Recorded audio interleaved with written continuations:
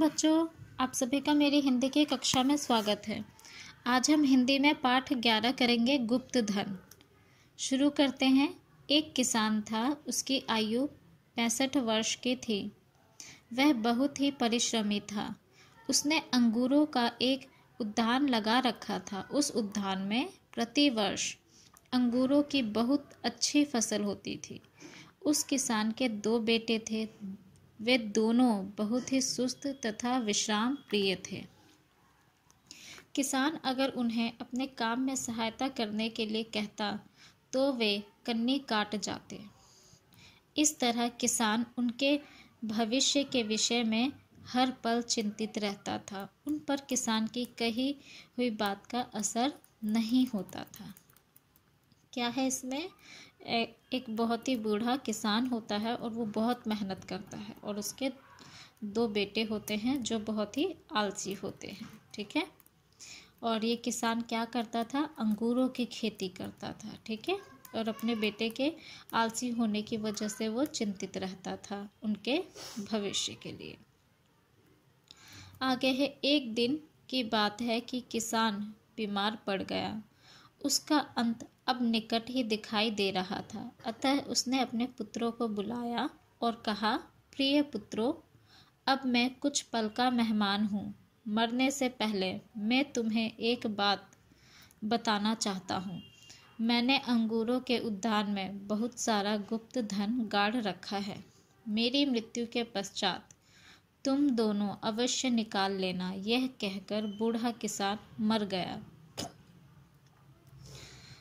बीमार पड़ा किसान, और बीमार पड़ने के बाद उसने अपने दोनों बेटों को क्या कहा कि मैंने खेत में गुप्त धन छुपा के रखा है। मेरे मरने के बाद आप उसे निकाल लेना। और फिर मर गया। उसके बाद है, किसान की मृत्यु के कुछ दिन पश्चात उसके पुत्रों ने उद्यान को खोदना आरंभ कर दिया। उन्होंने उसका कोना कोना खोद डाला, परंतु धन कहीं न मिला। उसमें अंगूर की पौध लगाने के पश्चात इतनी अच्छी फसल हुई कि पहले कभी नहीं हुई थी। अब पुत्र समझ गए कि गुप्त धन का रहस्य क्या था। क्या हुआ? किसान मर गया और मरने के बाद उनके दोनों बेटों ने क्या किया?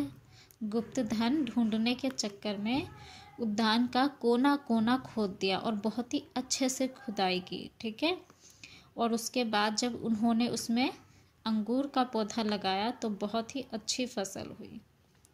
जब अच्छी फसल हुई तो अंगूर की बिक्री अच्छी हुई और फिर बिकने के बाद उन्हें बहुत सारा पैसा मिल गया। तो उन्हें समझ आ गया कि गुप्त धन का रहस्य क्या है। तो बच्चों, इसमें क्या शिक्षा मिलती है आपको? कि परिश्रम ही सोने की खान है। ठीक है। मेहनत करने से ही सब कुछ मिलता है। इस पाठ का शब्दार्थ भी करेंगे आप। शब्दार्थ पहला है कन्नी काट जाना, यानी टाल देना, किसी काम को टाल देना। ठीक है।